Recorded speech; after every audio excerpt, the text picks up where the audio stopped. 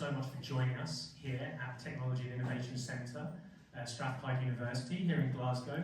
It is an absolute pleasure to be here with you all. And on behalf of the entire Integro Clinics team, all dotted around, I want to say a huge thank you for coming. Let me tell you what's going to happen this evening. We'll move straight into our first panel, which will be our chronic pain panel. After that, we'll do our last panel, which will be psychiatric health. It's my pleasure to introduce our very first panel of the evening, our chronic pain panel.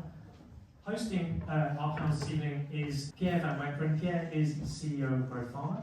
Dr. Sunny Nai, we have Jonathan Mills, we have Nurse James Gunn, Sam Ashton of Cannabis Clinic Cardiff, and Chris McKenzie here as well from Space and Time, Cannabis Consumption Lounge in Glasgow. Pierre Van Wankeren. Thanks, Alex. What I want to do is just let everybody 2 minutes to introduce themselves, what they do, and why they're here, and then we just start some questions. Hello, I'm Sam. I was diagnosed with Crohn's disease over 20 years ago. I admittedly knew what cannabis was because I used it for fun, but it wasn't until I got sick that I realised how serious a medicine it was. And when you get diagnosed with something like Crohn's disease, it absolutely wipes out your life. I lost my career, I lost my social life. It was just a really, really difficult time.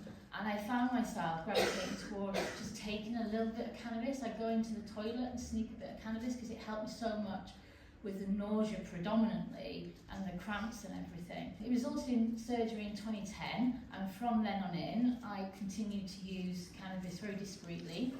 I did it from everyone in my life because I felt stigmatised about it. And then sometime in 2020, I think it was, I found out there was a legal option. And I was like, I went to my husband going, you can get this legally, you know. And so I went off to go find myself a clinic. And my husband, Dr. Dave there, he's a consultant psychiatrist, and he went, well, I can prescribe this to people. So he went off to go and find a clinic.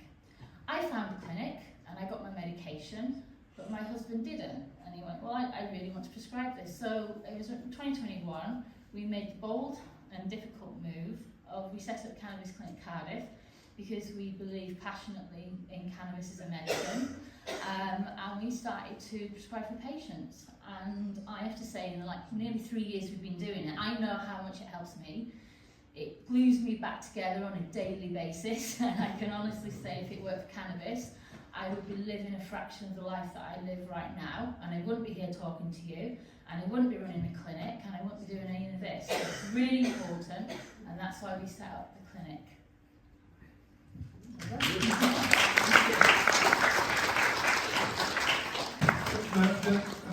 I can start the first question, I mean, Alex mentioned awareness earlier. As patients, how did you find out that you could actually get a prescription? When we first set up, I used to love the patients that come through and go, I've just found out. And they'd literally just found out where Cannabis Clinic Cardiff was see at the top of the list and they phoned us first. They were my favourite, and you'd get them like a couple of weeks. I just found out. These days, I don't answer the phone as much anymore, to be honest with you.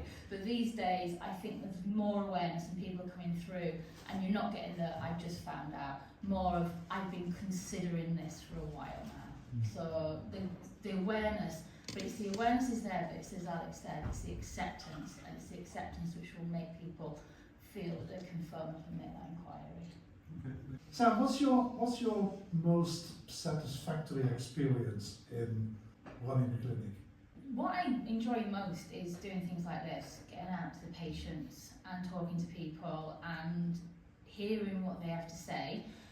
We can't always react and do what they want. As we've said, we haven't got a 10-minute turnaround, but it's good to listen and see. So that's the bit that I get the most out of. And a lot of work that I've been doing recently is working in the community to set up lounges like Chris's.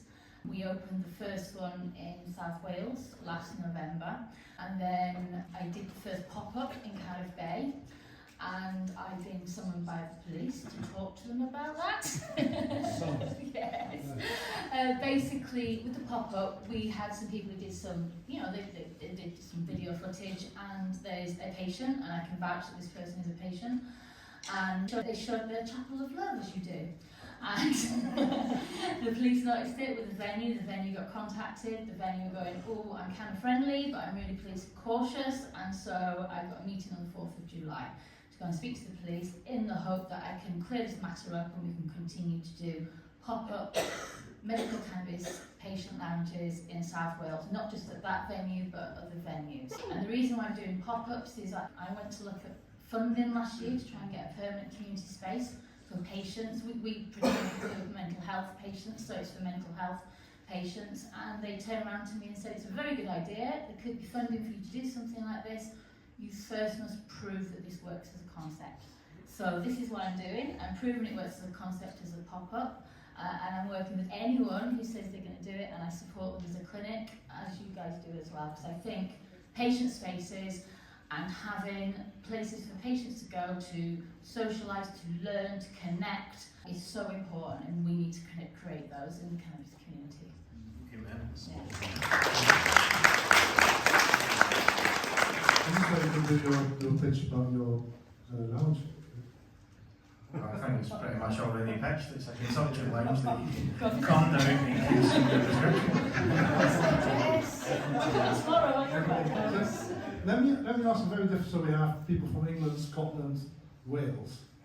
Do you feel there are differences between England, Scotland, Wales? So we had a meeting in Belfast, which was distinctly different in terms of the acceptance, the knowledge, how the police respond to things. Do we feel there are differences between?